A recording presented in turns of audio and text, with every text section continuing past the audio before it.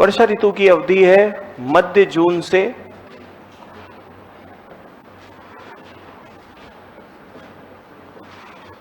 जून से सितंबर माह तक। कौन सा माह? सितंबर महीने तक की अवधि है, मध्य जून से सितंबर माह। देन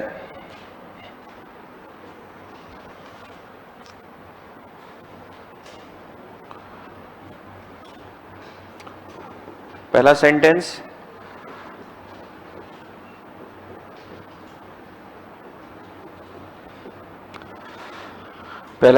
है, देखो इस ऋतु में तापमान एवं वायु दाब, इस ऋतु में तापमान एवं वायु दाब, तापमान एवं वायु दाब ग्रीष्म ऋतु के समान ही बना रहता है। तापमान एवं वायुदाब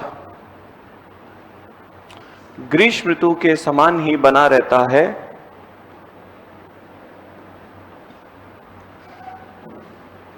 ग्रीष्म ऋतु के समान ही बना रहता है, अर्थात अधिक तापमान एवं न्यूनतम वायुदाब दिखाई देता है। अधिक तापमान एवं न्यूनतम वायुदाब दिखाई देता है। हाई टेम्परेचर है और लो प्रेशर है, अधिक तापमान एवं न्यूनतम वायुदाब दिखाई देता है। पैराग्राफ चेंज, फिर लिखना वर्षा ऋतु में मुख्यतः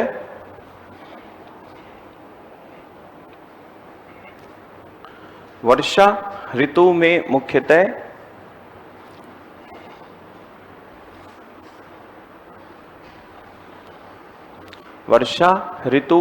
मुख्यतः आर्द्रता में परिवर्तन आता है।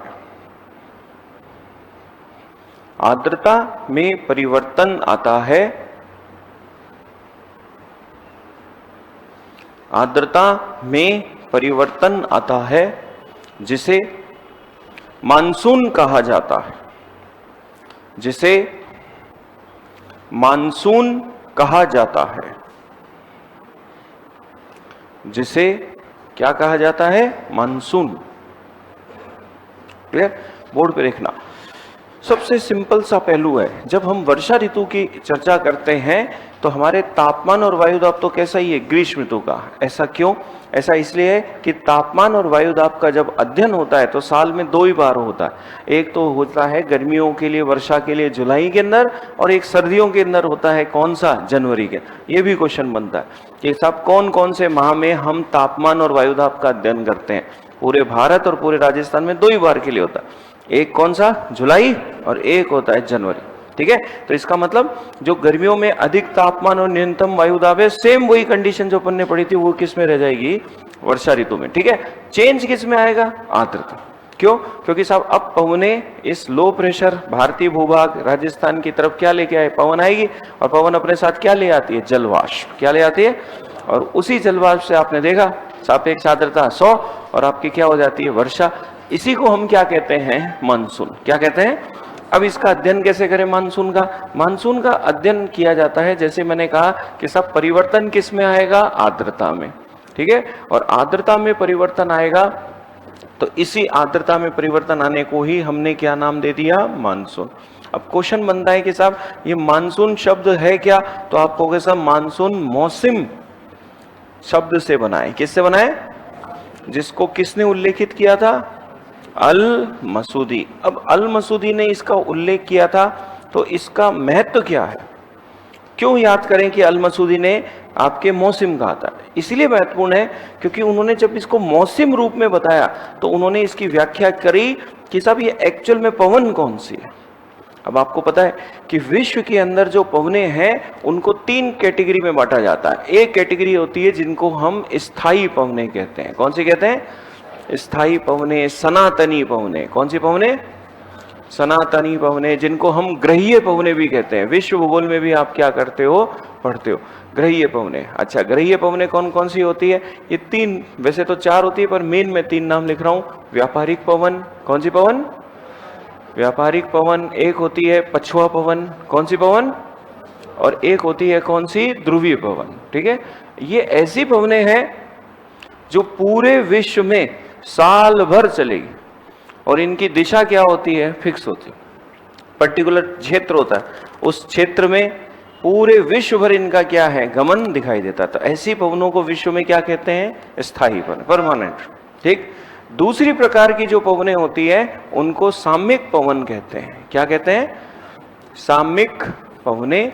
सामयिक पवनों को हम इंग्लिश में टेम्पोरल विंड भी बोलते हैं। क्या भी बोलते हैं? Temporal wind. ठीक है, ये कौन सी होती है? ये समय विशेष में चलने वाली पवन है और इनका क्षेत्र भी क्या होता है? फिक्स होता है, छोटा क्षेत्र होता है, उसी में चलती। ठीक, तो इनमें कौन कौन सी पवनें आती है? इनमें आती है, नाम सुना होगा, सागर समीर और आपके स्थल समीर। कौन सा समीर? स्थल समीर। ऐसे ही आपने नाम सुना होगा घाटी समीर और पर्वत समीर। और हमारे ये अभी जो चर्चा कर रहे हैं अपन, कौन? मानसून। तो मानसूनी पवने भी कैसी पवने हैं आपके? सामयिक पवन। कौन सी पवन है? साल भर नहीं चलेगी, साल के कुछ ही समय विशेष में कुछ ही क्षेत्र में चलने वाली पवने, उनको क्या कहते हैं? मानसून। और ऐसी एक विश्व में तीसरी प्रकार की पवने होती हैं जिनको हम कौन सी पवने कहते हैं? स्थानीय। स्थानीय पवने ठंडी और क्या होती है? उष्ण होती है। क्या होती है? ठंडी और उष्ण। नाम सुना होगा चिनूक, हरमट्टान, लू, ये सब क्या है? स्थान। तो अब इंपॉर्टेंट चीज क्या है? हम चर्चा कर रहे हैं कौन सा टॉपिक? तो तापमान और वायुदाब तो ग्रीष्म ऋतु के समान बना हुआ। चेंज किस में आई है? क्यों चेंज आया? आर्द्रता की कोई पवने आई और जलवाष्प आई। तो जो पवने आ रही है वो कैसी पवने हैं? और ये मानसून शब्द किससे बना है? तो इसका मतलब क्या है कि ये जो पवने हैं, जो मानसूनी पवने, जिनको हम अरबी भाषा में क्या बोलते हैं, इसका उल्लेख करने वाला कौन? इसने कहा कि साहब ये विश्व की ये परमानेंट पवने नहीं है, स्थानीय नहीं है, ये कैसी पवने हैं? सामयिक। इसीलिए इस व्यक्ति को अपन याद करते हैं। भाई आज हम इसको किताब में क्यों पढ़े कि साहब मानसून किस शब्द से बना है? मौसम से। किससे बना है? मौसम से। तो मानसून जो मौसम शब्द से बना है, वो मौसम शब्द का उल्लेख कौन किया? इसलिए उसको पढ़ा जाता है क्योंकि अल मसूदी वो पहला व्यक्ति था जिसने कहा कि ये जो भारत में, राजस्थान में बारिश हो रही है, ये आपके परमानेंट पवने नहीं है, ये आपके स्थानीय नहीं है, ये कैसी पवने हैं? तो एक क्वेश्चन तो ये भी बन जाता है कि मानसून कैसी पवने हैं। तो एक क्वेश्चन और भी बन जाएगा कि साहब मानसूनी पवने जो हैं, सामयिक पवने, टेम्पोरल है, उसी के समान और कौन कौन सी पवने होती हैं? सागर समीर क्या होती है? तटवर्ती भागों में शाम को चलती है। स्थल समीर कौन सी होती है? जो सुबह चलती है। तो हमारे क्वेश्चन बन जाए। अब इसीलिए तो हम अल मसूदी को याद करते हैं।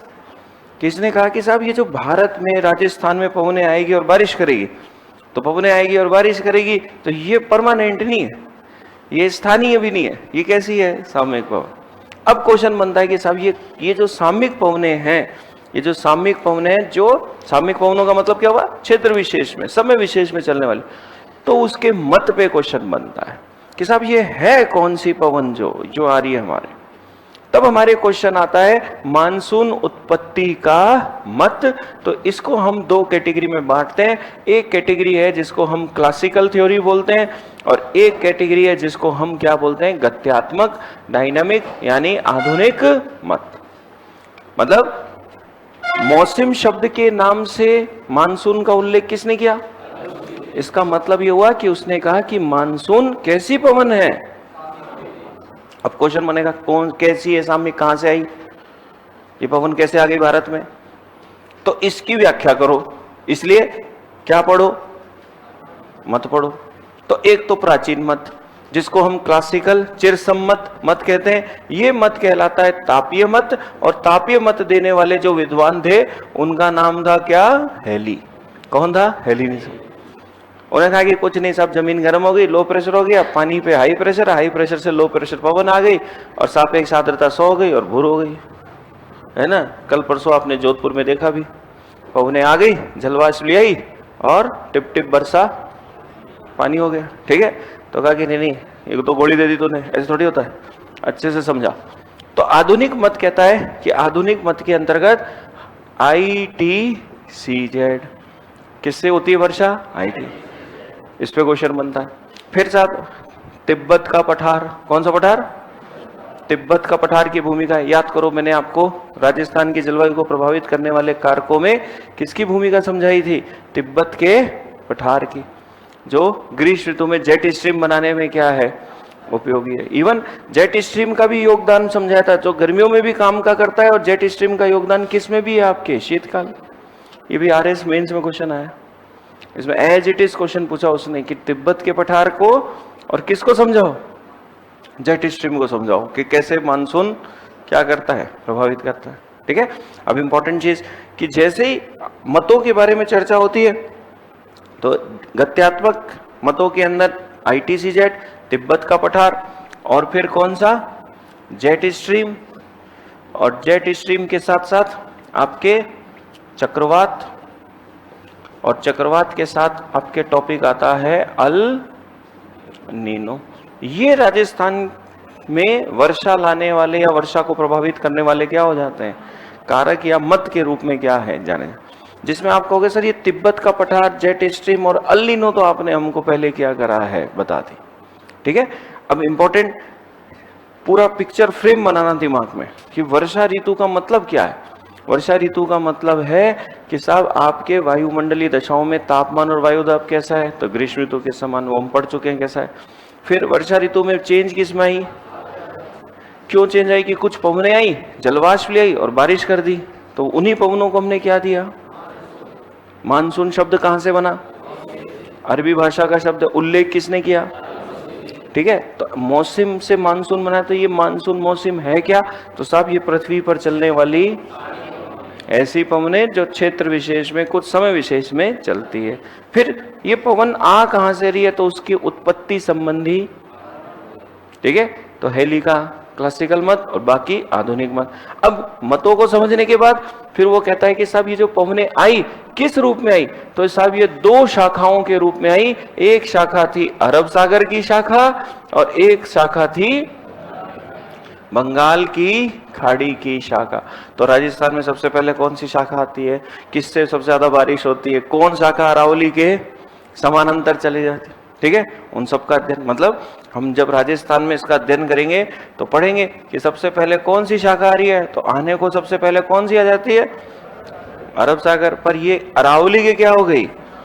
समानांतर हो जाते। ये अरब सागर की शाखा, ये अरावली के समान। और फिर साहब जो पूरे भारत का चक्कर काट के जो शाखा आती है वो कौन सी है? अब बंगाल की। अब क्या अगस्त आ गया ना, बंगाल की खाड़ी की शाखा आ गई है, इसलिए मस्त अभी बारिश हो रही है, क्योंकि पूरे भारत में बंगाल की खाड़ी की शाखा, बंगाल की खाड़ी की शाखा के बाद वो क्या करती है? मेघालय का पठार, पूर्वोत्तर भारत, उत्तर भारत होते हुए राजस्थान तक आ गई। अरावली ने रोक दिया। अब रोकते ही सापेक्ष आर्द्रता क्या हो गई? टॉपिक ध्यान रखना वो सापेक्ष आर्द्रता वाला। एक इकाई आयतन क्षेत्र में जलवाष्प धारण करने की क्षमता और उपस्थित जलवाष्प का प्रतिशत ही क्या कहलाता है? सापेक्ष। तो हमारी सापेक्ष आर्द्रता कितनी हो गई? 100, और बारिश हो रही। तो जब तक ये पवनें आएगी तब तक हमारे क्या होगी? बारिश। तो इसीलिए मतों के बाद क्या टॉपिक पढ़ा जाता है? शाखा।